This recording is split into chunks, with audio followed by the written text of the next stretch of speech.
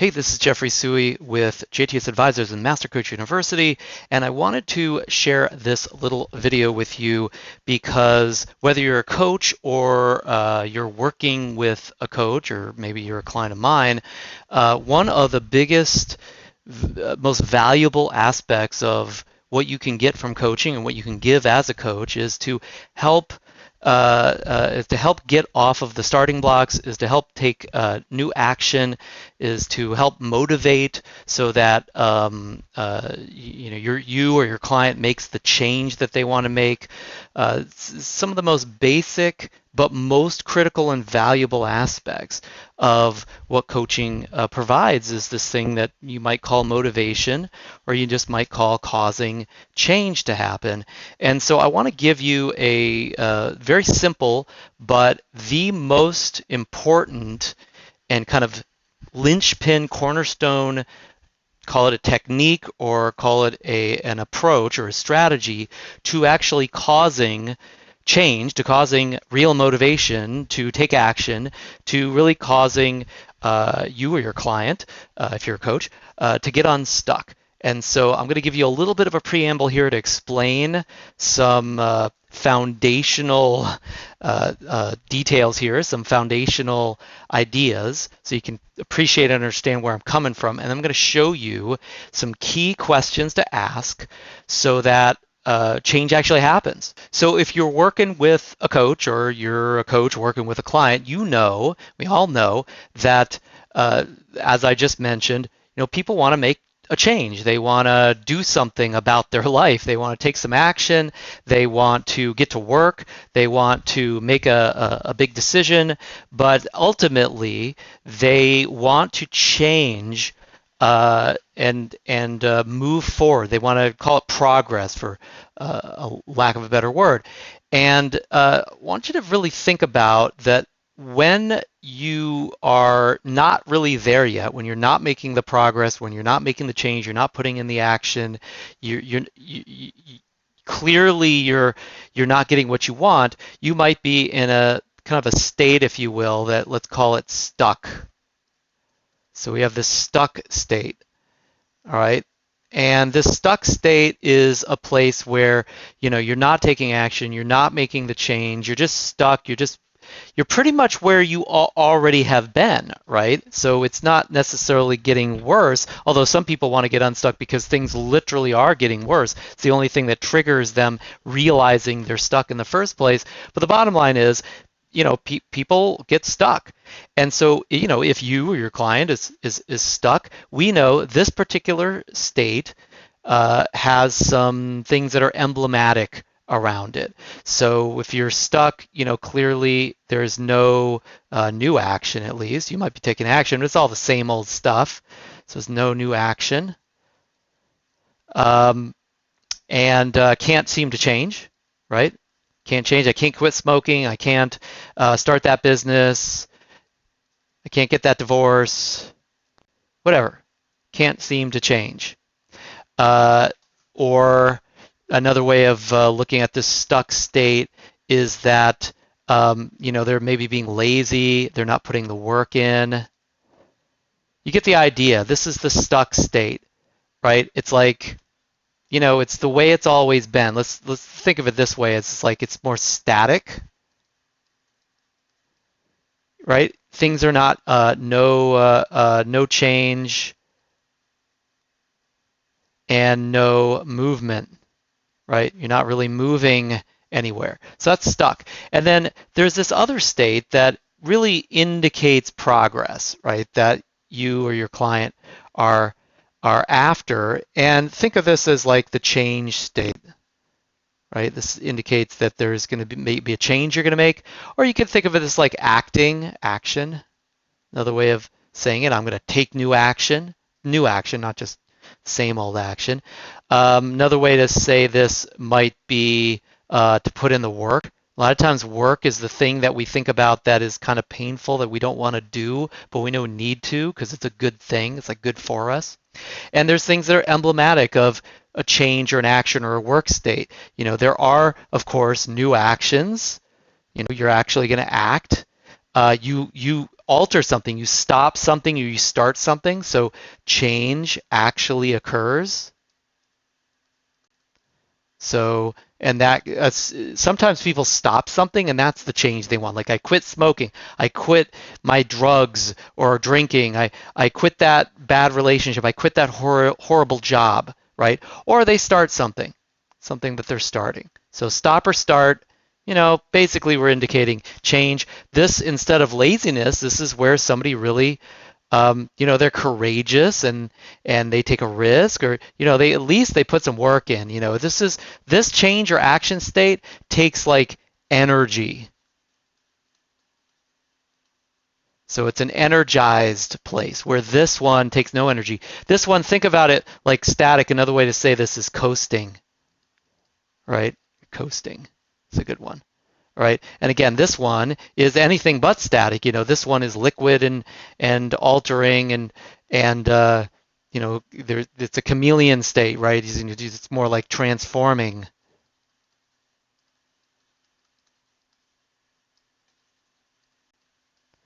Okay? And this is where there is change, there is movement, right? This is where movement actually happens. So there's these two different states. They're kind of simple and straightforward and obvious. And you, if you're working with me or you're working with somebody on my team, you're working with a coach that I've trained, chances are that there's some stuck state. Maybe you're stuck in your relationships, you're stuck with your physical body or your health. Maybe you're stuck with your job or career. Maybe you're stuck with your finances. You're stuck in some area. And you have identified that stuck state as, you know what, that's not okay anymore. Maybe it was okay in the past, but there's some reason why you don't want to be stuck anymore. And so now you need to move into progress world, change, action, work gets done, etc. If you're a coach, you probably work with a client or two that there's areas where they're stuck, that maybe they even brought up with you, and they're struggling to get unstuck. And that's like a huge part of the work that you do with them to try to actually cause this change to happen. So now the question is, what is the simplest, easiest, and most straightforward way that you could actually work with a client to help them to motivate this change to happen, to get unstuck? And if you're working with me or you're a client of a coach, what's the first, like, what's square one that you need to start with, so that even if it's a really like intractable problem, that you at least give it a chance that if you just go through a few simple steps, they have the best chance of actually causing change to happen, without having to put in 10, 20, sessions where you're psychoanalyzing every aspect of your personality and your past and your world and your relationships and everything. A lot of times, is one of the mistakes the coaches make, is they go way too deep with a client. And by the way, the world of coaching does embrace that. We think insights are so tremendously valuable, and if you can help somebody gain an insight, you're considered a master of coaching. Well, I have a different opinion. My opinion is that insights alone don't make any difference, and that simple triggers, simple understandings, simple questions can lead to the most valuable changes, the most valuable progress. And this is really why I'm sharing this with you, because we don't want to get overly complex as coaches with our clients and just waste their time while they're wishing that they would have changed.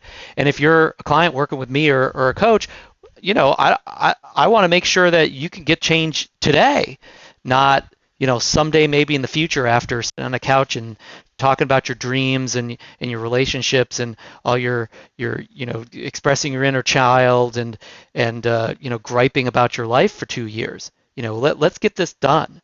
So let's get into what the overall point and approach should be initially, to give 100% of your effort first. So here it is. This is what I call the motivation map. And this is really the key to getting yourself motivated to making a change, big or small, to getting unstuck and to actually making real progress. This doesn't mean that everything will be perfect after you do this exercise, but it's square one, and it'll get you off the starting blocks, or it'll get you to take the next step, whatever that step is. And if you're a coach, this is what I'm going to ask you to do with your clients. If there's a motivational issue or they're stuck in some way, you can have them do this for homework, or you can actually do it live in a session. But frankly, the questions are so simple.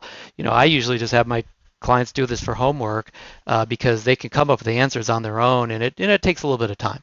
So in this particular document, and if you don't have access to it, just reach out to me and I'm happy to send it to you. There are these two states that we just talked about. There's the stuck state. We have a whole page where we can look at what are the motivations for staying stuck. And then we have this change state, and what are the motivations for acting or changing.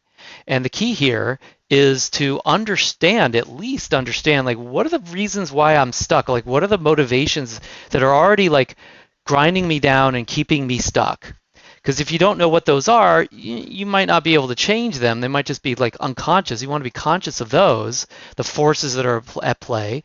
And then you also want to be conscious of what are the reasons why you might want to change? What are the motivations for actually acting, changing, or putting in the work? And hopefully you can come up with more of those and really, really go extra intense and deep with the motivations for acting, the motivations for making the change. Because if you can ramp those up, turn up the volume on those, well, then you're going to change. And the basic principle here is that there are two forces that control all human behavior. This is an oversimplification, but it's accurate. It's easily accurate. I've literally never seen one single example that disproves this at all. And I won't go into the argument at this time because this is meant to just serve you, to give you the technique. And if you decide to blow it off, then it's your funeral. So anyway, the point is there's two forces that control all human behavior, and they always control all human behavior in some way, shape, or form. And those two forces are pleasure and pain. That's it. Pleasure and pain is what controls your behavior. If you're a coach, it controls your client's behavior. And we're all controlled by pleasure and pain in some way, shape, or form. Now, how we connect and how we think about pleasure and pain, the associations that we make between decisions and life and how we operate and different pleasure and pain, those are different, right? Not all pains are created equal for different people, and not all pleasures as well. People have different priorities, different values. There's tremendous diversity in how people look at pleasure, and what is pleasure for people, and then what is pain for people. So if you take somebody, take kind of a Mother Teresa type, pleasure for them is lowering suffering and helping people and kind of being selfless and that kind of thing. That makes them feel good, right? Pain would be not doing that, right? And of course, you take maybe somebody who was a murderer, like the Unabomber or something, and that individual probably, or that group, pleasure for them is causing other people pain, right? Like that actually makes them feel good. Pain would be like not doing that, right? That to them, that would be staying stuck. So you change your associations, different people, different associations to pleasure and pain. You change the action, you change the emotion, ultimately you change their life. Right? So it's extremely important to know what your pleasure and pain associations are in different contexts, because that's what's running the show. So this is what we're going to do here. We're actually, if you're my client, you want to answer these questions. If you're a coach and you're working with clients trying to motivate them, you have them answer these questions. And so let's go through this. So as we see here, you could see that there's these two forces, pleasure and pain. right? And think of this like a zero line, like neutral, right? So we're looking at things that are, feel really good, they have the happy face, and things that feel really bad have the sad face, not the stuff in the middle, the neutral stuff we don't really care about, because that really doesn't control much behavior. But pleasure and pain does. And then also we have the two major associations in the world of pleasure or pain that any human being generally has some conscious understanding of, which is the present, i.e. now, right? There is no past. Past doesn't exist. People always talk about, well, the reason I'm stuck is because of my painful past. No, it's not. The painful past literally doesn't exist. The reason why you're stuck is because of the pleasure and pain, and yes, there is pain involved in that is running the show for you right now. Now, you might think about the past, but just because you're thinking about the past doesn't mean it's the past that's controlling that. That's you that has to decide to go into this past memory. You're actually in the present. If you have pain about the past, that pain is not happening in the past. I guarantee you it's happening now, right? You're recreating it by going back into a memory and dredging it all up, right? So there is no past pain and there is no past pleasure. There's just present pain and pleasure. And then there's also the imagined future pain and pleasure. And yes, there is an imagined past, but that's happening in the present. And I'm giving you a dividing line between present and future because people will look into the future as a control mechanism as well, even though it doesn't yet exist. So hopefully that makes some amount of sense. We don't care about the past we only care about the past insofar that it impacts present and imagined future pain. Because no one on earth, generally speaking, thinks that they're going to go back into their past. Everybody knows that we live forward and the future is coming up, but the past is not coming up. So we might project the past into our future, but otherwise it's really the future. So in this first slide or this first kind of page in the motivation map, this is a matter of you or your client answering some questions to clarify what's keeping you stuck. What are the pleasure and pain motivations that are keeping you stuck? So we start in the present, and we are going to ask some questions about your current values, vices, or addictions. Think pleasure in the moment, right? Pleasure in the present. And these are just different ways that we describe them. So ask this question, what pleasure do I feel I'll lose or miss out on if I change or take action? In other words, what pleasure do you already get? Are you already experiencing that you feel like instantly disappears in the present as soon as you actually make a change? Whatever you answer here, as far as a pleasure you'll immediately lose, that's a present vice. It's a present, maybe a value as well, but it's some kind of addiction that's kind of keeping you stuck a little bit. Make sense? So what are the pleasures that you think all of a sudden you'll have to give up in the moment if you go do the work or make the change or take action? Those motivations are keeping you stuck in this respect. Now, that's not to say it's bad. Those might be, quite important values to you. It's still keeping you stuck in this case to some extent. It's a motivation that's working against progress for you. Now let's move over to the pain side. Now, in the present, we call pain frustrations. There's other ways to say it, but frustration is a simplification of this. And so let's ask this question to understand what is the present pain that may be keeping you stuck. And the way we ask that is, what immediate pain do I feel I avoid by staying stuck? In other words, what pain do I, as long as I am stuck, as long as I don't make the change, as long as I don't do the work, as long as I don't take action, I'm going to avoid that. But as soon as I take action, I'll immediately experience that discomfort, that frustration, that upset, etc. You want to answer those questions. By the way, there are multiple answers to these questions. There might be 5 or 10 pleasures that you feel that as soon as you take action, you feel like, okay, well, all that's over, right? You might have 3 or 4 pains that as soon as you make a change, hey, I'm going to have to ask for a divorce. Well, pain number 1, my spouse will beat me up. Pain number 2, I'm going to lose, their love. Pain number 3, my kids are going to hate my guts as soon as they hear about it. It's those are pretty immediate pains, right? But if that represents progress for you, well, those pains could keep you stuck, right? So hopefully this makes sense.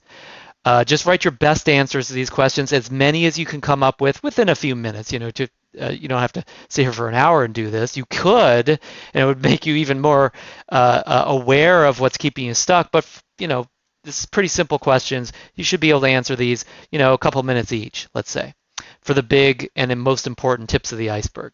Let's now move into the future. So future motivations, pleasure and pain, also can keep somebody stuck. So think about future desires, goals, and aspirations. What future hope or aspiration do I feel I'll miss out on if I change or take action? Like, what would that action or that change or that new progressive thing that I know I need to do somehow maybe threaten or make me miss out on certain pleasures that someday I'd like to experience, right? So ask and answer that question. And then finally, we go into pain in the future. Pain in the future, we usually call these fears. Like, fear is just about the potential for having pain in the future. So some people will call this anxiety or concerns, all the same thing. So let's ask these questions to understand what are the pains in your future that keep you stuck, or the imagined pains in your future. What am I afraid will happen in the future if I change or take action? So if I actually make the change I know I need to make, or I know I should make, or I know I want to make, like, what would happen? What am I afraid of? Right? Just answer all those questions. That's anything that answers the question, what am I afraid of? That is pain. Because fear, why would you be afraid of something that's pleasurable? There's no such thing as being afraid of pleasure. Even now, some people say, I'm afraid of success and stuff like that. No, you're not. You're afraid of pain that would come along with your success. That's what you're afraid of. That's fear. And then finally, what potential pain do I feel I avoid by staying stuck? In other words, if there's something that maybe it's not an immediate pain, but it's something that could happen in the future that I guarantee I get to avoid. I'm pretty much safe from it. Think of this as like a safety thing. It's another great way to look at it.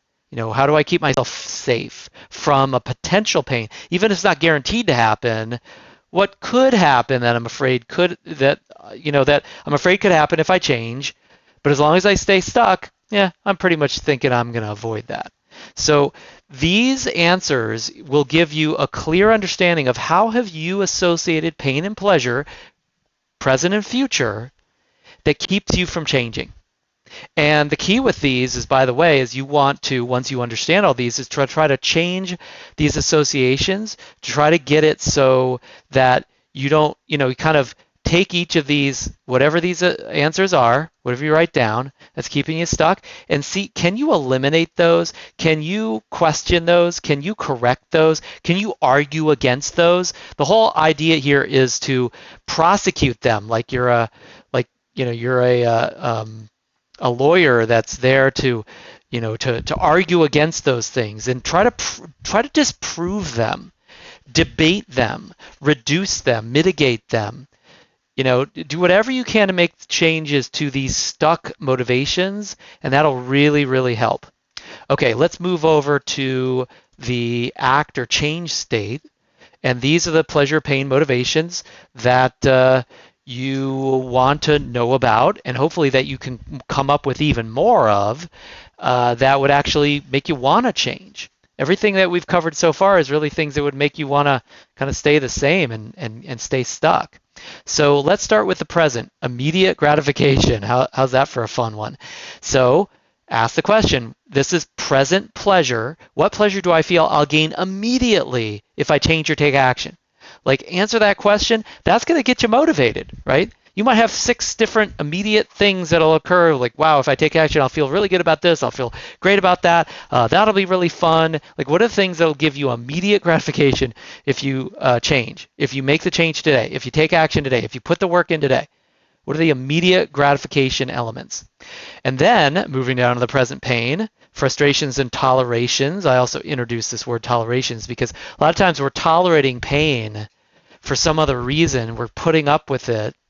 And you don't have to put up with that if you change, right? So what pain do I feel I'll immediately end Again, remember, immediate gratification, present, what pain could I end? What toleration could I stop tolerating? What frustration could I put to rest, or at least reduce those things if I change or take action?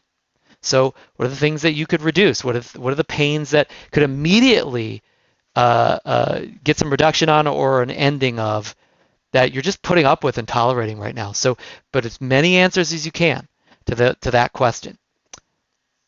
And again, obviously, as you're working with a client or as you're working on this yourself, if you're my client, one of the things that you want to be thinking about here is what is the stuck state that I'm in and what is the change or work or action state. Like you want to make sure this is defined, right?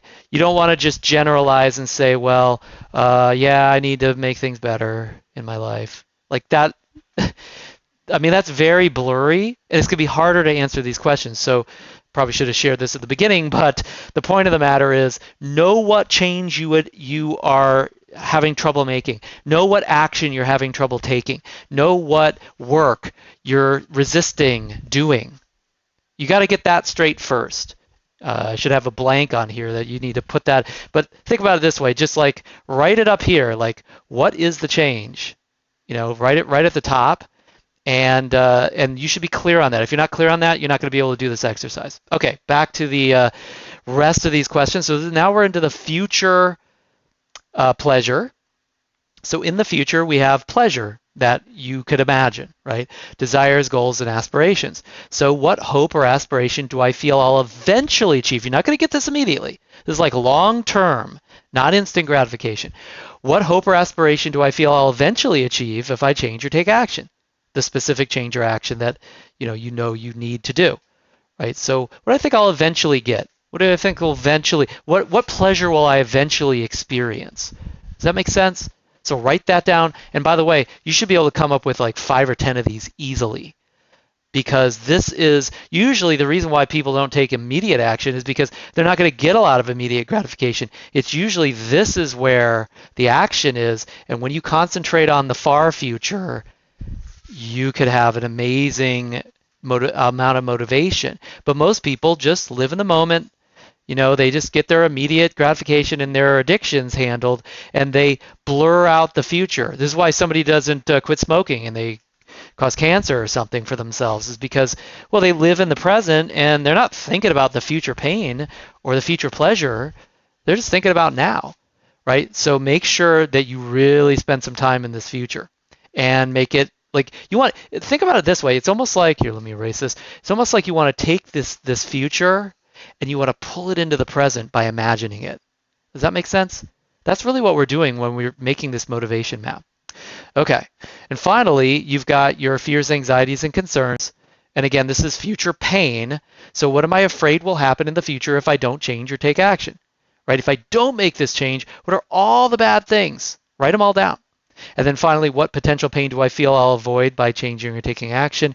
In other words, what emotions and pains might occur that I'll definitely avoid, or I think I should avoid or could avoid by taking action. Write those down as well. And again, we're taking this future. People don't like to think about pain, right?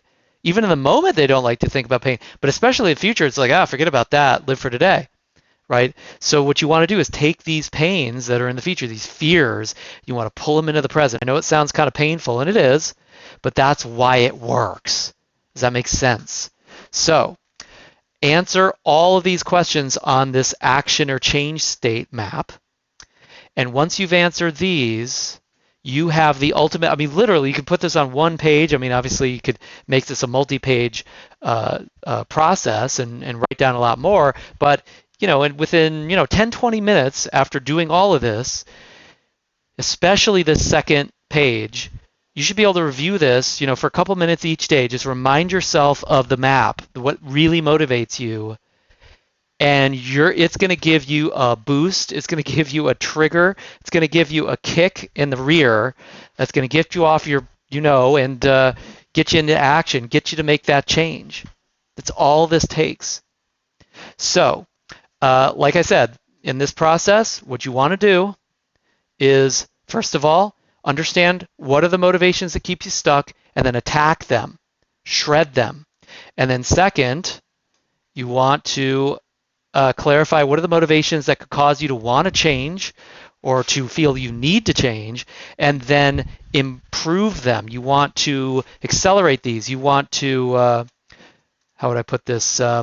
You want to amplify every one of these emotional supports. You want to move them up. You want to deepen them. You want to intensify them. So you want to lower the motivations that keep you stuck, attack them, shred them, and then you want to amplify the motivations that that would get you making progress and going in the right direction. If you do that, 10, 20 minutes of this, or if you're working with a client, if you get your client to do this, watch what happens. Now, you may not, that motivation may not last. That motivation may only be a couple days or a couple weeks or a couple months. But it's better than nothing, first of all. And second, if the motivation does taper off, if there's a bit of a honeymoon period and then people kind of get into a slump, you know why? It's because they change these motivations. Now, they didn't do it consciously. Maybe they did it through friends telling them things, and day to day it kind of drags them down, and they maybe forget about these things. If you get these motivations back in front of them, assuming it's the same action, same change that they're needing to maintain, that will boost their motivation again.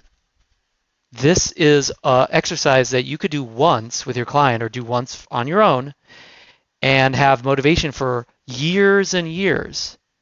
If you keep this document in front of you, if you keep this stuff in front of you, the problem is most people don't, and so they never quit smoking. They don't get that divorce. They don't ask that person to marry them. They don't start that job. They don't start that business. They don't quit that crappy job. They don't do those things, and so they stay stuck, of course.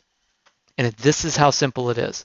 So before you get wrapped up in lots of analysis paralysis, I guess I would say, with your client or with yourself or with your coach, before you get too deep and into the weeds on, kind of deep inner child stuff with your coach, nothing wrong with that. It's just before you waste too much time on that stuff, do this first. Let's see how it goes.